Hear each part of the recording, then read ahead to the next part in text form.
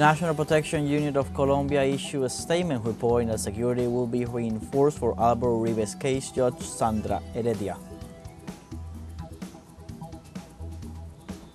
The Argentine government orders the sale of 100% of Intercargo, the state-owned ramp services company.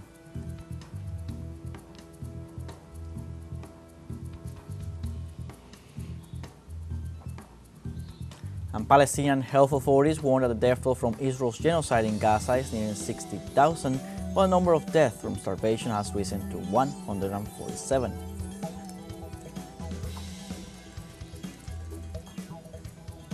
Hello, welcome to From the South. I'm Luis Alberto Matos from the teleSUR studios in Havana, Cuba. We begin with the news.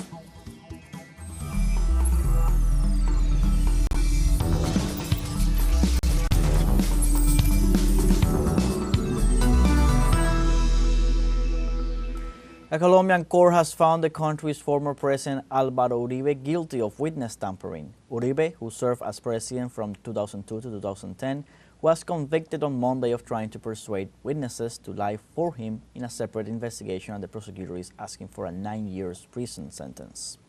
The case dates back to 2012, when Uribe accused the left-wing senator Iván Cepeda of hatching a plot to falsely link him to right-wing paramilitary groups in the country.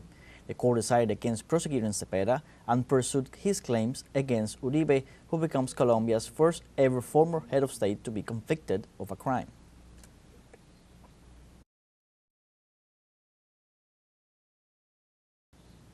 The National Protection Union of Colombia issued a statement reporting that security will be reinforced for Álvaro Uribe's case, Judge Sandra Heredia.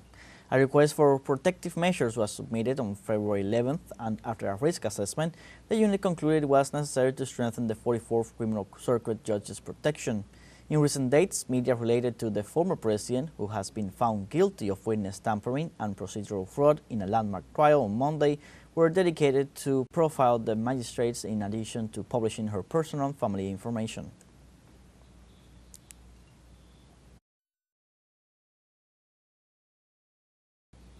And on Monday, the president of Colombia, Gustavo Petro, denied that there is political persecution from his government against former President Álvaro Uribe. This in response to the accusation of a senator of the party of Uribe, who accused the head of state of influencing the judicial decision against the former president. In this context, President Petro wrote on his X account that his government does not persecute anyone for political, sexual, gender, or religious reasons, emphasizing that he does not pressure the justice system, which is completely independent from the government. President Petro also criticized journalism for its work during the judicial process against Uribe and the pressures exerted against the judge Sandra Liliana Heredia. In addition, Colombian President Gustavo Petro firmly responded to statements made by U.S. Secretary of State Marco Rubio, who had criticized the court ruling against former President Álvaro Uribe. Through his social media accounts, the Secretary of State asserted that Uribe was a victim of persecution by radical judges, claiming that his only crime was defending his country. The Colombian president responded quickly, describing these statements as unacceptable interference in the country's internal affairs. He emphasized that the world must respect Colombia's judges and recalled that many magistrates have been murdered for their commitment to justice. Foreign Minister Rosa Yolanda Villavicencio, joining the rejection, pointed out that Rubio's comments were an attack on Colombia's sovereignty.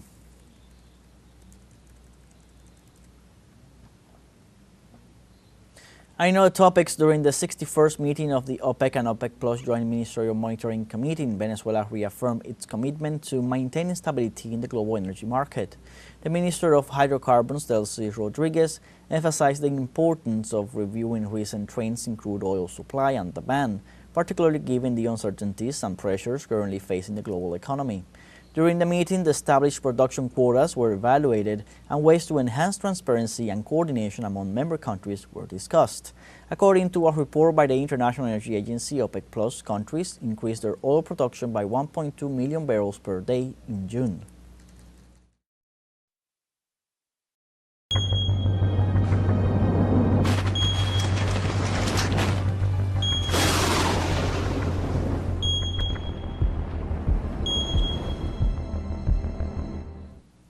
And Chinese authorities report that flash floods have claimed 34 lives so far In addition, local officials stated having evacuated more than 80,000 people in Beijing, including 17,000 inhabitants living in northeast of the capital.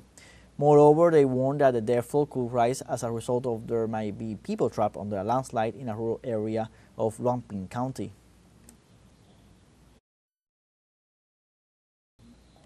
Meanwhile, the U.S. Weather Services issued warnings due to high temperatures with a real feel of over 49 degrees Celsius. Authorities recommend to urgently reduce time exposure to the sun and to keep constantly hydrated. They also urge to strengthen prevention measures for the elderly and children who are most vulnerable in the face of temperature spikes. And now we have a short break coming up. First, remember you can join us on TikTok at teleSUR English, where you'll find news in different formats, news updates, and much more. We're going to be right back. Stay with us.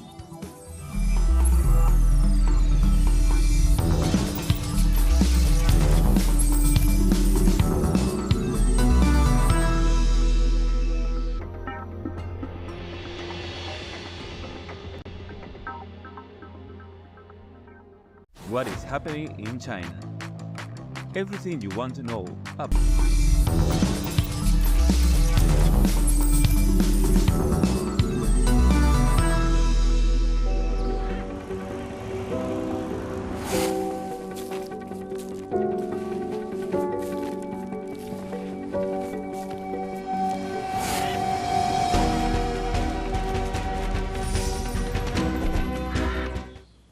In Venezuela, thousands of communes participate in an unprecedented exercise of direct democracy, voting to decide on projects to improve their standard of living with funds provided by the state.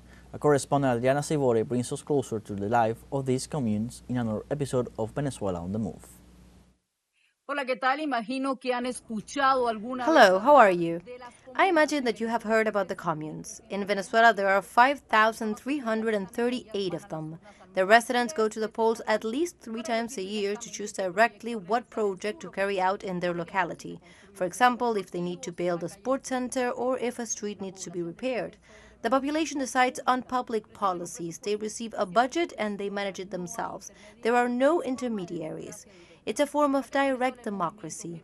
Through Venezuela on the Move, I want to introduce you to Aníbal, a man from the countryside, and 2 young men, Yorland and Yorman. If you want to know what they have in common, stay with us to find out. Let's take a trip to a place in Venezuela little known abroad. We are comuneros. I believe that everything must come out from the commune. There will have to be a moment when the commune becomes the guarantee for all these things. Everything related to its production, its economy, its social life, the maintenance of its green areas, the generation of its wealth, and the provider of its tranquility. A solid place with the capacity to generate wealth for our homes. I really believe that people are wise, and I have always said it, because the community knows what is best for it. People know what is best for them, and when they vote for a project, it is because they have already decided that that project is the right one to suit their people's need. It has been like that, and there we go. It is the practice of direct democracy. In the last consultation in his area, he, as the majority, decided for the restoration of a health center. The funds are sent by the central government and are managed by the commune. While we go around the place, Aníbal tells us about the change in his life. He was in a private company, then he was a civil servant, but since 7 years ago, he has been running this farm in what once was a wasteland. Here, he breeds animals with the hope of expanding and generating more employment for the neighbors. Because if a person or a family is economically well, their children can also go to school, and they go to high school, and later to the university. So in that way, we're supporting their homes, their families, and their economies. And when their economy is well, everything is fine, and their children are well, they can be well educated, well fed, and healthy. And it's the young people who are precisely trying to make their dreams come true, always with the idea of growing. The perfect community for me is the one where everybody is united. We should be a territorial farmers' organization. because that's what we want as farmers. There are many farmers here,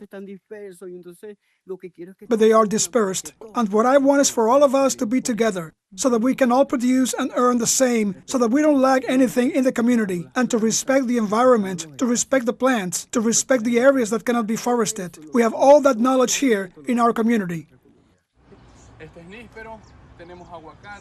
They put their knowledge at the service of every corner of their neighborhood, which is located in a mountain and surrounded by large buildings. They dedicate themselves to recycle and clean up their lands and even grow medicinal plants. We are learning to be able to tell our children and our youth that it is possible to make an ecological path in our parish. By parish, they mean a locality or neighborhood. The most important thing for them is the citizens' participation.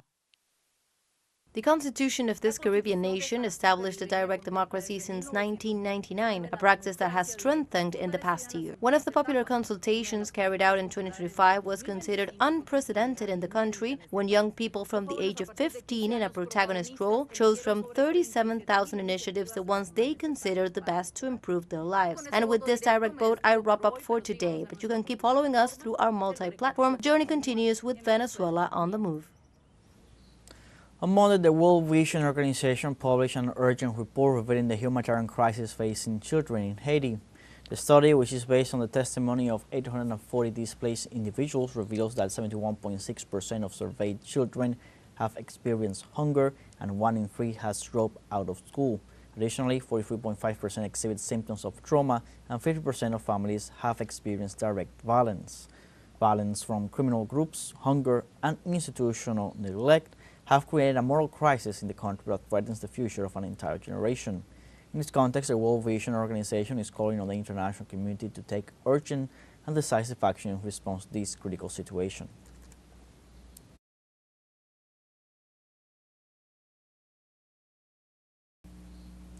And on Monday, President Donald Trump confirmed that he had never visited the private islands of the late sex offender Jeffrey Epstein. Trump added that he had turned down an invitation to visit the islands.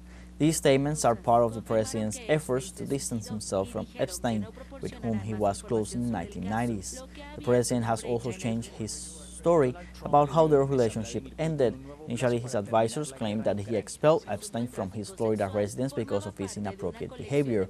However, now the president says he banned Epstein because he hired his employees. He did not provide names or details. The president and some of his allies have fueled conspiracy theories about Epstein's death, creating tensions even among his supporters. And U.S. and Chinese delegations met Tuesday on their second day of talks in Stockholm to settle long-standing economic disputes and avert an escalating trade war between the two biggest global economies. The encounter may not have immediate huge breakthroughs. However, both sides could set again another extension of a tariff truce as the one accomplished on their second round of negotiations in mid-May this year. This time, the meeting was held at the office of Swedish Prime Minister Ulf Kristersson, who is the host and also mediator in this dispute. In this context, the U.S. and Chinese representatives could manage to plan a meeting between their presidents Donald Trump and Xi Jinping, respectively.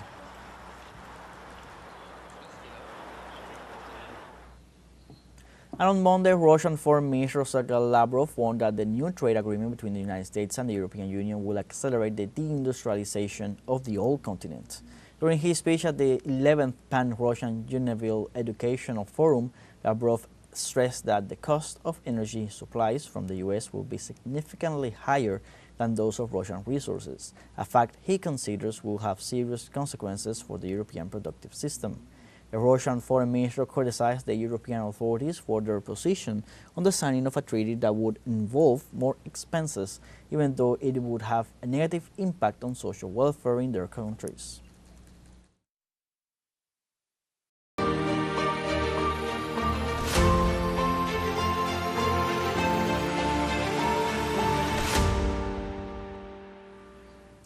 The Foreign Intelligence Service of Russia revealed that U.S. and UK delegations met to discuss ousting Ukrainian President Volodymyr Zelensky from his post.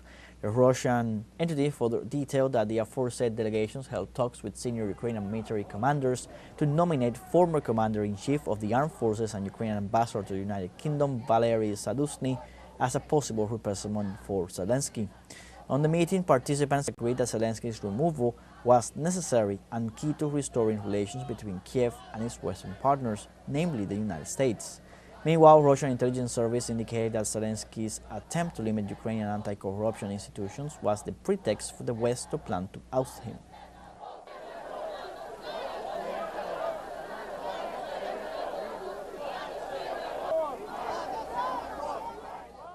And the Ukrainian Foreign Ministry announced Monday the suspension of its obligations under the Treaty on Conventional Armed Forces in Europe, in a new step towards strengthening its defense capabilities. This decision was made following the recent suspension of Ukrainian participation in the Ottawa Convention, which prohibits the use of anti-personnel mines. Authorities reported to speed up the process of allegations of several international treaties signed with Russia, Belarus, and in the context of the Commonwealth of Independent States. The CFE Treaty, signed in 1990 and adopted in 1997, imposes strict limits on the number of conventional weapons and equipment with the aim of ensuring a military balance in Europe after the Cold War.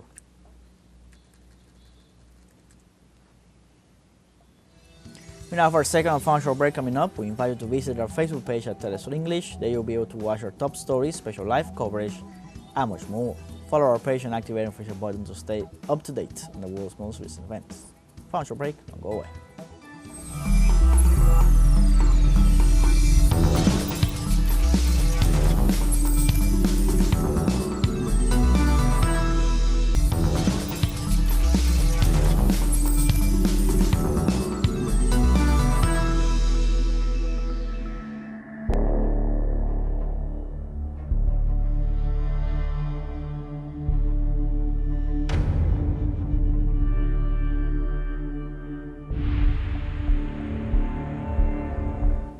Welcome back. Palestinian health authorities warned that the death toll from Israel's genocide in Gaza is nearly 60,000, while the number of deaths from starvation has risen to 147.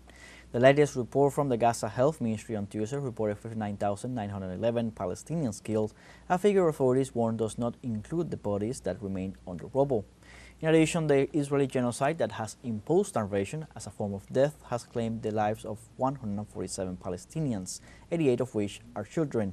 In this context, it is important to remember that Israel has maintained a strict blockade of humanitarian aid since March 2nd, drastically worsening the crisis in the coastal enclave.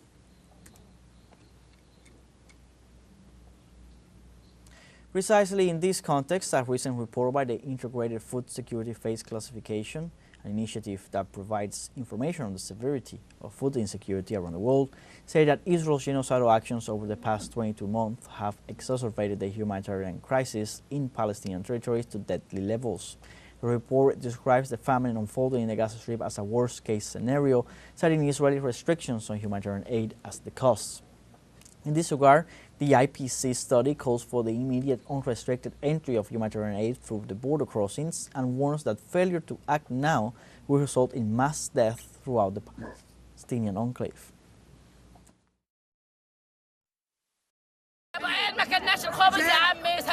For 2 weeks, we have not eaten bread, and we only drink water. And there are no tomatoes or cucumbers or anything. And the shortage is not in flour but in baby milk and everything. Hunger, and no one feels hunger like us. They do not feel anything. They do not feel the souls that go every day. They do not feel while they send us to death in order to eat. And we do not want food. We do not want, oh world. Saudi Arabia and France have opened a 3-day conference at the United Nations with the aim of recognizing Palestinian statehood. The conference began on Monday, a few days after French President Emmanuel Macron announced that Paris would officially recognize the Palestinian government in September. In this regard, French Foreign Minister Jean-Noël Barrot said that the conference would also serve as a platform for other European countries to recognize Palestinian statehood, without clarifying which countries he was referring to. Meanwhile, Saudi Arabian Foreign Minister Prince Faisal bin Farhan Al Saud said that the kingdom was seeking World Bank approval to transfer $300 million to Gaza and the West Bank to address the serious humanitarian crisis in the territory. The talks are co-chaired by 16 other countries and delegations, including the United Kingdom, Ireland, and the European Union. La paix est possible. Peace is possible. We want to build an alternative to the permanent state of war in the region, and this alternative must go through the two-state solution, Israel and Palestine, living in peace and security. This is France's historical position, and it is the only possible path. Et c'est la seule voie possible. Cette conférence est donc une étape décisive. This conference is therefore a decisive step on the path leading, of course, to the emergence of this two-state solution, which leads up to the United Nations General Assembly in September, during which France will formalize, through the voice of the President of the Republic, its decision for recognition, and during which we will count on the collective mobilization that must continue before it is too late. Qui devra se poursuivre avant qu'il ne soit trop tard. And during his address at the conference, Saudi Arabia Foreign Minister Prince Faisal bin Farhan reiterated that his country will not establish diplomatic relations with Israel until an independent Palestinian state is recognized. So the foreign minister was emphatic in pointing out that the kingdom's position remains firm. Israel must fully recognize the rights of the Palestinian people. Prince bin Farhan also referred to the serious humanitarian situation in Gaza and asserted that there are no conditions for talking about peace or agreements while the suffering of Gazans, the destruction of their communities, and the constant loss of lives continues.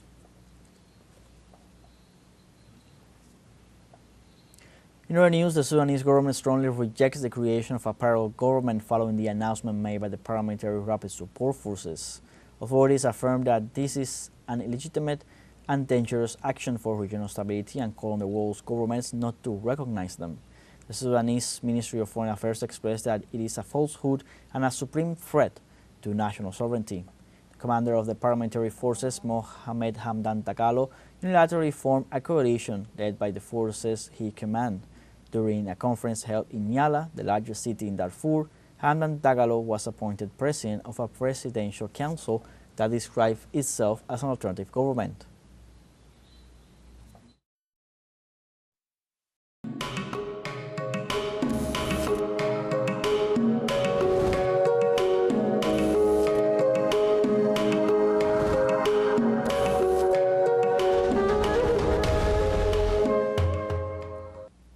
The Shanghai-based animation film studio opened China's first immersive theme park dedicated to its iconic animated characters.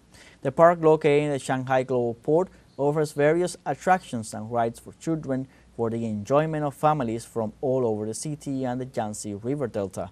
Visitors have expressed their excitement to share their memories with the children, highlighting the emotional connection with characters such as the Black Cat Detective, the Pumpkin Brothers, and the Nine-Colored Deer. In addition, the animation film studio has created itineraries that include various activities in the park and other points of interest to facilitate access and increase visits significantly.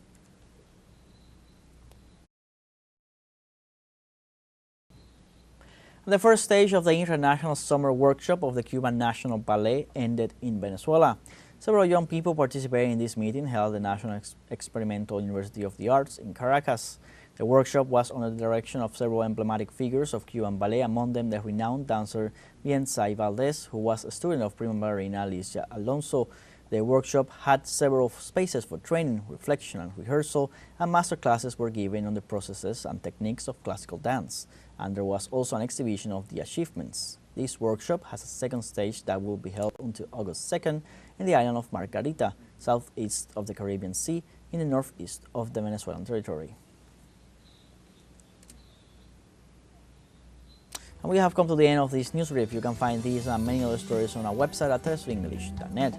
Join us on social media, Facebook, X, Instagram, Telegram, and TikTok. For TeleSUR English, I'm Luis Alberto Matos. Thank you for watching.